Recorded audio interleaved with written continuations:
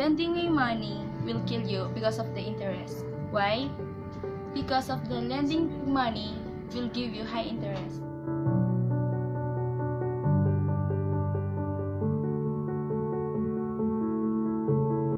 You are working hard so that you can pay your debt. But for some instances, the money that you earn from your work, it will only pay for the interest, not from the money that you borrow.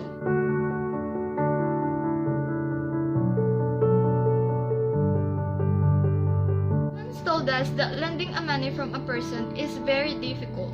There is a saying that before borrowing a money from a friend, decide which you need more, a friend or a money. Because for some reason, money can destroy friendship.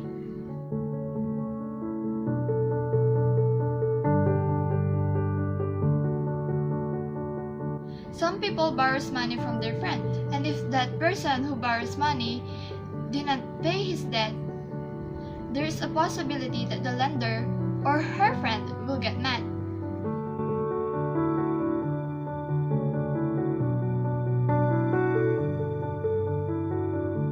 In our video presentation, the manager said that lending a money is like finding a needle in a lawn of grass. Why is that? Because their company encounter many challenges, and one of these challenges is that their borrowers are living on their houses, and for them they are really having difficulty in finding them.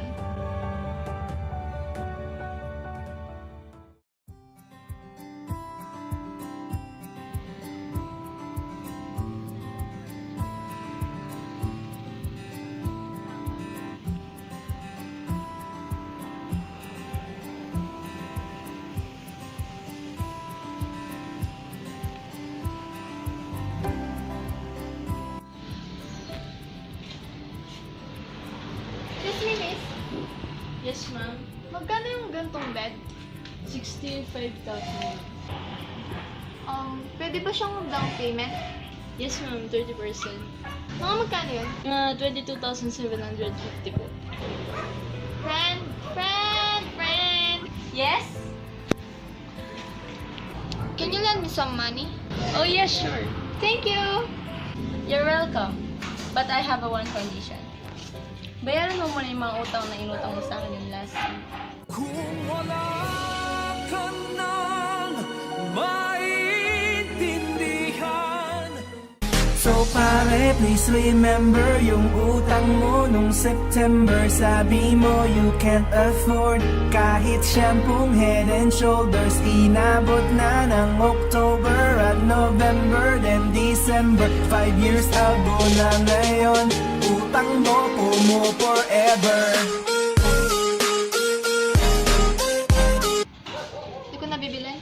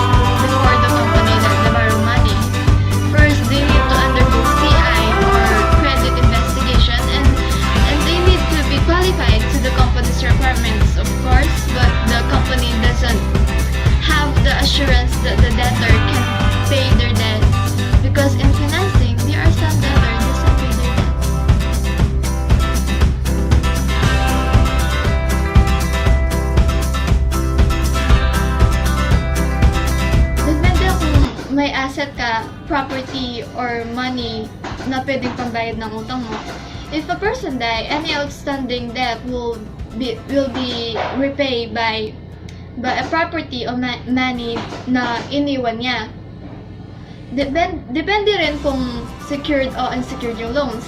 Kapag secured kasi, yung bank yung merong karapatan ng mag-secured ng mga property or money mo na naiwan at ibebenta niya yung mga property na yun para pambayad ng utang mo. On the other hand, kapag unsecured naman siya, walang karapatan yung bangko na kumuha ng kahit anong property or money mo, pero pwede siyang pumunta ng korte para kumuha ng order na nagsasabing kuha siya at ibebenta yung mga valuables mo na pwedeng pambayad ng utang mo. Kung wala talaga, meron pa tayong tinatawag na guaranteed debts. Yung family member mo, yung kaibigan mo, o yung kapitbahay mo has guaranteed your loans. Lahat ng mga nakasulat na pangalan doon na nag-guaranteed na loans mo is responsible dun sa debt.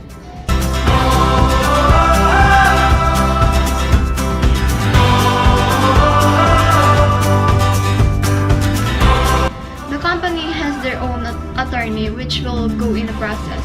If the debtor will pay some of its debt, the company knows that the debtor will not pay his or her debt, the company will give them a demand letter, or they will file a lawsuit against the debtor.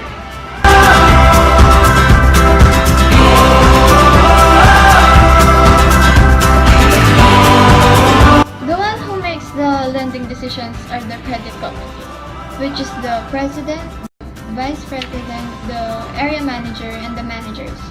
The client will apply to the office or the collector will be doing the marketing.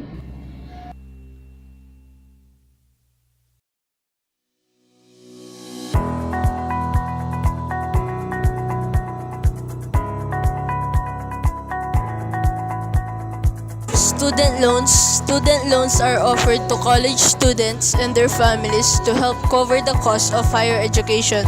There are two main types: federal student loans and private student loans. Federally funded loans are better as they typically come with lower interest rates and more borrower-friendly repayment terms. Thinking of taking out a student loan? Well, there are actually two main types you should know about: federal and private. Federal student loans are from the government, and they have low interest rates set by Congress. You don't have to start repaying federal loans until you leave school or attend less than half time. They also offer flexible repayment options, and they allow you to apply for a temporary break from making payments if things get tough for you financially. Some federal loans may even be forgiven if you go to work in public service, healthcare, or teaching. Meanwhile, private loans can help if federal loans don't cover all your educational costs. However, you may need a parent or guardian to co-sign on your loan, and repayment usually starts while you're still in school. With private loans, repayment options are more limited, and there's less leniency if you hit hard times. Plus, private loan interest rates tend to be higher, meaning they'll be costlier over time. That's why it's a good idea to find out what federal aid you qualify for first. Many students pay for college with a combination of loan types, but always read the fine print and never borrow more than you really need, because you'll be paying it back with interest.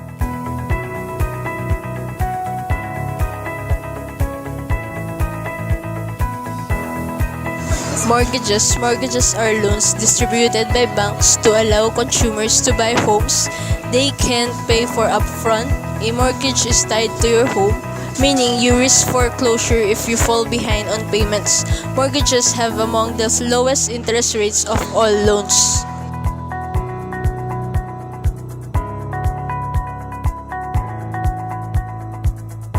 Auto loans. Like mortgages, auto loans are tied to your property. They can help you afford a vehicle, but you risk losing the car if you miss payments.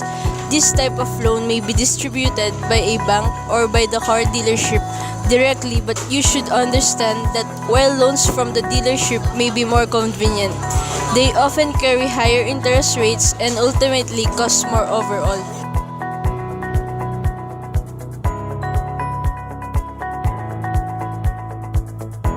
Personal loans. Personal loans can be used for any personal expenses and don't have a designated purpose. This makes them an attractive option for people with outstanding debts, such as credit card debt, who want to reduce their interest rates by transferring balances. Like other loans, personal loan terms depend on your credit history.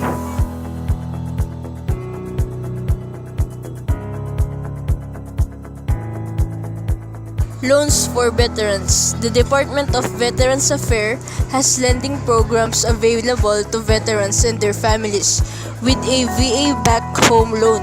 Money does not come directly from the administration.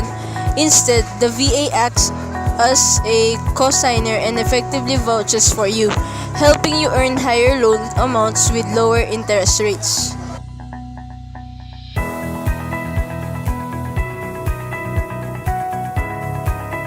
Small business loans. Small business loans are granted to entrepreneurs and aspiring entrepreneurs to help them start or expand a business. The best source of small business loans is the U.S. Small Business Administration, which offers a variety of options depending on each business needs.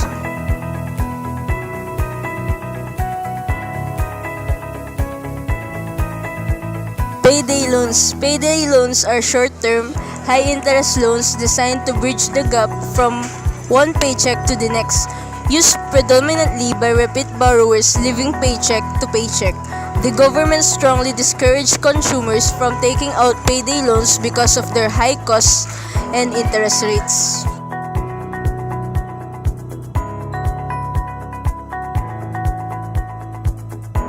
Borrowing from retirement and life insurance. Those with retirement funds or life insurance plans may be eligible to borrow from their accounts. This option has the benefit that you are borrowing from yourself, making repayment much easier and less stressful.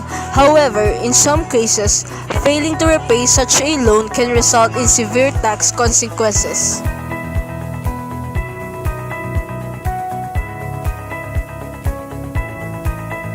Consolidated loans. A consolidated loan is meant to simplify your finances. Simply put, a consolidated loan pays off all or several of your outstanding debts, particularly credit card debt.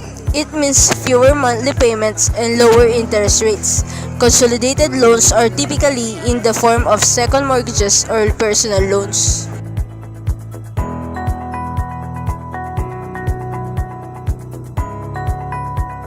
Borrowing from friends and family. Borrowing money from friends and relatives is an informal type of loan. This isn't always a good option, as it may strain a relationship. To protect both parties, it's a good idea to sign a basic promissory note.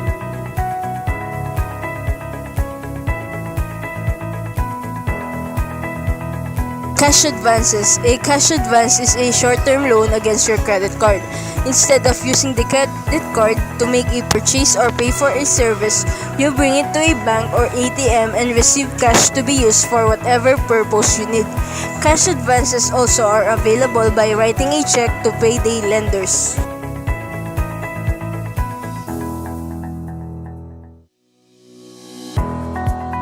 Home equity loans. If you have equity in your home, the house is worth more than you owe on it. You can use the equity to help pay for big projects. Home equity loans are good for renovating the house, consolidating credit card debt, paying off the student loans, and many other worthwhile projects.